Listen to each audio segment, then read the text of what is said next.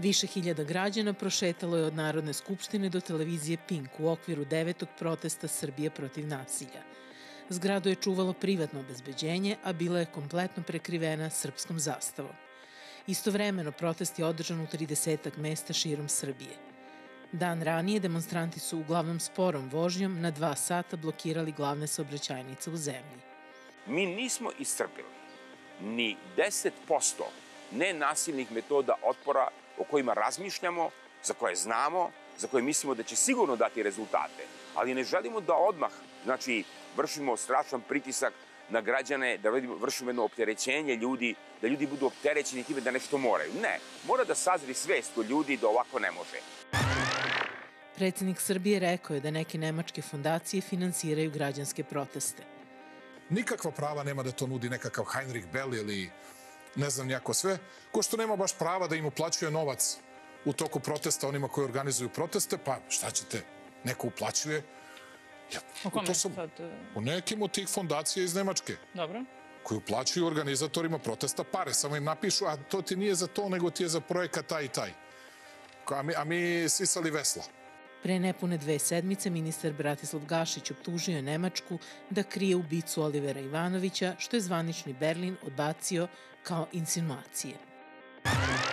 Iz stenografskih beleški skupštinskog zasedanja izbačena je uvreda koju je poslanik naprednjaka Nebojša Bakarec uputio jednom opozicijonom poslaniku, a ubačen je znak pitanja kojim je ministar Gašić pokušao da spreči diplomatski skandal s Berlinom. Nije mi bilo teško, zamolio sam skupštinsku službu da izvuče moj transkript, to jest stenogram mog govora juče.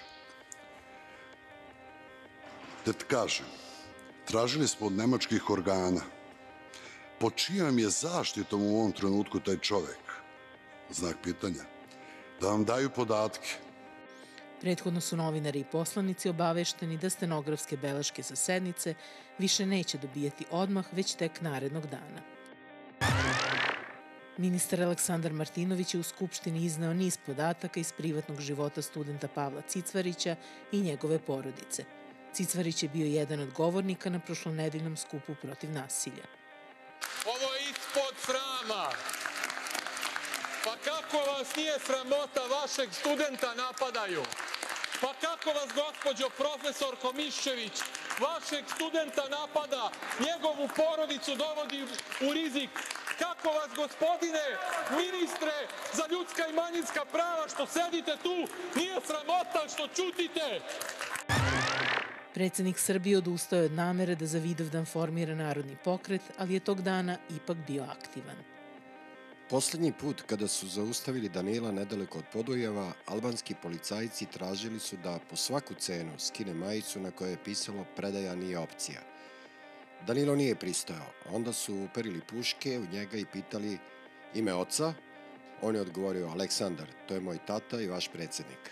Majicu mu nisu skinuli, obraz mu nisu ukaljali. Krećem da pišem knjigu, čim mi se počne nekoliko knjiga, čim krene mi se približava kraj mandata. Šta da radim tad? Napisat ću dobru knjigu, faktografski bar.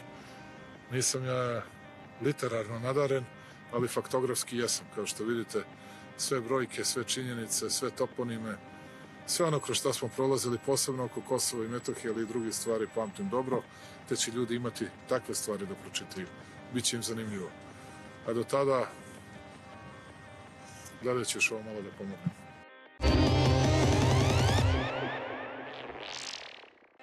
Nasilje nije